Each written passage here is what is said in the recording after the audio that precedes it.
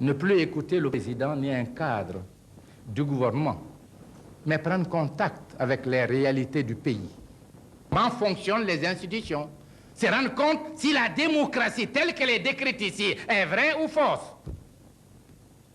Je serais heureux que celui qui ne m'aime pas soit le premier à venir se rendre compte de cette réalité.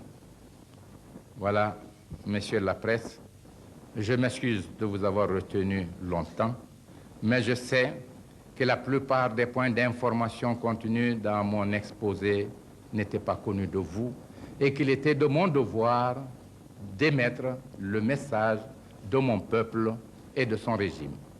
Maintenant, nous sommes à votre disposition pour répondre à toute question, et je dis bien à toute question de votre convenance.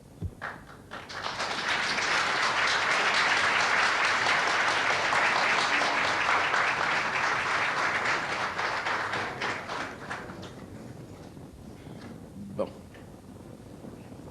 Je suis à l'aise et je parle sans orgueil.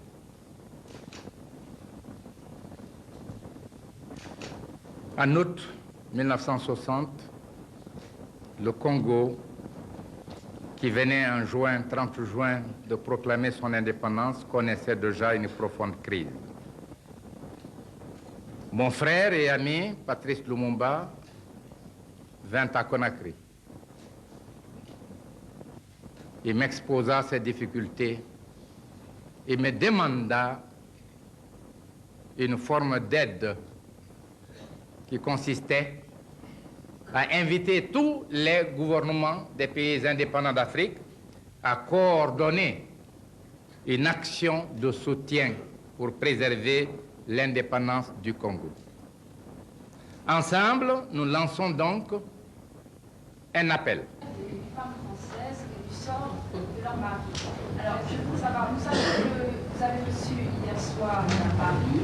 Et alors, est-ce qu'on peut s'attendre à votre retour en Guinée à quelques précisions sur le sort de ces maris, par exemple, la notification des décès, des certificats de décès, et leur envoi à ces femmes, et des éclaircissements véridiques sur le sort de ce mari? Deux questions de valeur. La première, mon appréciation de la presse. Deuxièmement, le problème des femmes françaises, avec sous-question précisant le rôle de cette femme. Lorsque des journalistes connaissent parfaitement la vérité et laissent une fraction de la presse induire en erreur l'opinion sans corriger l'erreur, pour moi, il s'agit de la presse française. Le silence devant le crime a ses implications de responsabilité dans le crime commis. Pas plus tard que l'autre jour, la presse française vient, un journaliste vient en Guinée, dimanche, me dit, je voudrais vous soumettre à une interview si vous voulez bien, mais excusez-moi, je dois quitter immédiatement Conakry. Je lui fais un peu de boutade. J'ai dit, vous êtes des dictateurs. Vous débarquez alors que j'ai des chefs d'État autour de moi. Vous dites, il faut l'interview tout de suite et vous devez prendre à telle heure votre avion. Je me mets au garde à vous. J'ai dit, j'obéirai. Bon, je lui donne l'interview. Et son programme a été respecté. Et voilà donc la télévision française qui, pour préparer mon arrivée, diffuse cette interview. Mais cette même télévision française, alors que je suis l'invité du président de la République française, donne la parole à des Guinéens qui sont ici pour m'insulter. Je ne le ferai jamais à un Français. Ceci dit en passant. Si j'invite le paysan, l'ouvrier français, à plus forte raison le chef de l'État français, il jouira de la dignité. Et le général de Gaulle, avec qui j'avais un divorce idéologique, l'a écrit dans ses mémoires. Il n'a été reçu nulle part mieux qu'à Conakry. Et c'est l'hommage qu'il nous a rendu. J'ai pris mes responsabilités en disant aux Guinéens, quiconque prononcera un mot contre la dignité de la France ou du général de Gaulle, j'ai dit au MAS de régler son compte. il aura insulté la nation guinéenne. Voilà la conception que j'ai. Et cet homme à qui vous faites le privilège de l'égaler aux représentants de la Guinée, vous payez par son mépris. Il se déclare à vous que lui, il appartenait au gouvernement guinéen, qu'il était ministre des Affaires sociales. C'est sur la bande, écoutez. Un vulgaire inconnu qui n'a jamais appartenu à un gouvernement guinéen, puisque depuis 1957, Dieu merci, je préside aux destinées du gouvernement guinéen. Je le constitue au sein des directions politiques de mon pays. Mais il n'a pas hésité à dire à vous qu'il est ancien membre du gouvernement guinéen. C'est le mépris avec lequel il vous a payé. Donc, quand j'ai dit la presse, ceux qui connaissent la vérité et qui ne veulent pas la rétablir, n'assument-ils pas une certaine responsabilité? Bon. Maintenant, le problème des femmes. Vous avez dit, vous n'avez pas placé sous un angle personnel. Vous avez érigé la défense sous l'angle des droits de l'homme. Le premier pays à avoir tenu un colloque idéologique international avec plus de 300 participants, d'éminentes personnalités de tous les horizons, c'est la Guinée. Et le groupe afro-asiatique, par scission, a adopté les résolutions. Ne parlons pas des mouvements panafricains. Donc, le premier choc en Guinée, le voilà. Un jour, nous apprenons par la presse que l'Assemblée de la communauté a voté une résolution condamnant le gouvernement guinéen pour avoir violé les droits de l'homme.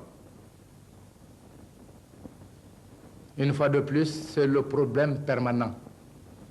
Je voudrais que cette Assemblée condamne un jour la France ou la Grande-Bretagne ou l'Allemagne pour des problèmes concernant 2 ou 3 personnes ici qui ont été jugées, condamnées par les juridictions d'ici.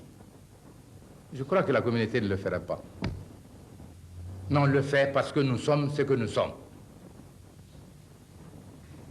Deuxièmement, ces femmes, à partir de la presse, laissent croire qu'elles sont victimes. Elles sont victimes de quoi? Je voudrais le savoir. Est-ce que leurs maris ont été poursuivis pour délit de presse, pour activité politique? Je voudrais le savoir. Où sont-ils impliqués dans le complot dont la Guinée a été victime? Je voudrais le savoir. Je viens de vous dire que tous ceux-là n'ont été poursuivis que pour complot. Et parmi l'une des femmes, elle se réclame d'un mari. Je vous apprends un secret. Voilà Madame Touré. Elle est là. C'est son oncle. Il s'agit de son oncle, du frère de sa maman. J'ai des parents dans les comploteurs. Chacun d'eux a des parents. Lui, il a des parents. C'est un événement extraordinaire qu'a vécu notre peuple. J'aurais préféré, je vous l'ai dit tout à l'heure, la lutte des idées. C'est l'âme chère. Personne n'a le monopole de la vérité. Et la contradiction politique est une essence de dynamisation de la vie dans un pays. Mais pas la trahison. Pas se faire vendre au régime étranger, percevoir des sommes, prendre les armes contre son propre peuple. Ça, c'est l'indignité, la forfaiture. J'en parle toujours avec peine.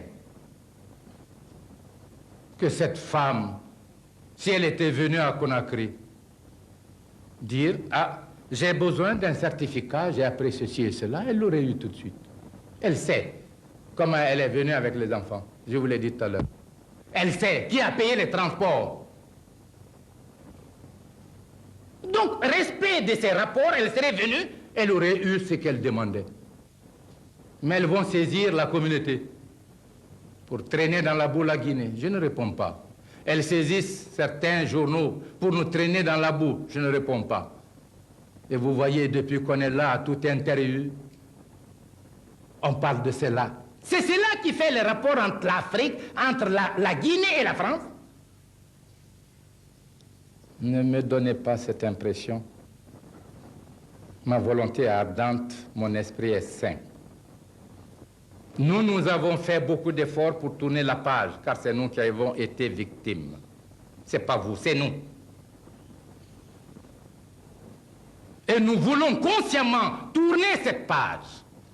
Ne pas retenir tout ce qui a été dit de nous ou fait contre nous. Parce qu'il y a eu un changement. Deuxièmement, parce que nous sommes tous conscients des circonstances que nous vivons et des grands problèmes que nous avons à résoudre dans l'intérêt de nos peuples. Je répète donc, le ministère des Affaires étrangères a déjà écrit au ministère des Affaires étrangères de France, informant le gouvernement du sort réservé à ceux qu'on appelle les 8 Français qui pour nous sont tous des Guinéens. Ils ont été condamnés, ils ont été exécutés. Après, on veut encore en savoir long. Qu'est-ce que vous voulez qu'on dise?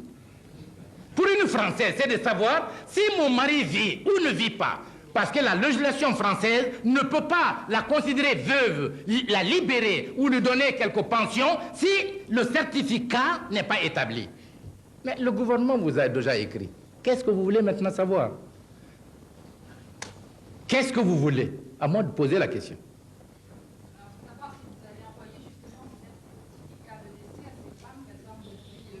J'écris au gouvernement avec timbre, avec signature, c'est pas suffisant. C'est du formalisme. C'est du formalisme. Le certificat, chez nous, on a dit, et monsieur, on met le tampon, acte de l'état civil. Mais le papier d'état civil en Guinée est différent. La nomenclature chez nous est différente de la vôtre, chaque pays. Une lettre officielle d'un gouvernement à un gouvernement n'est-il pas supérieur à tout?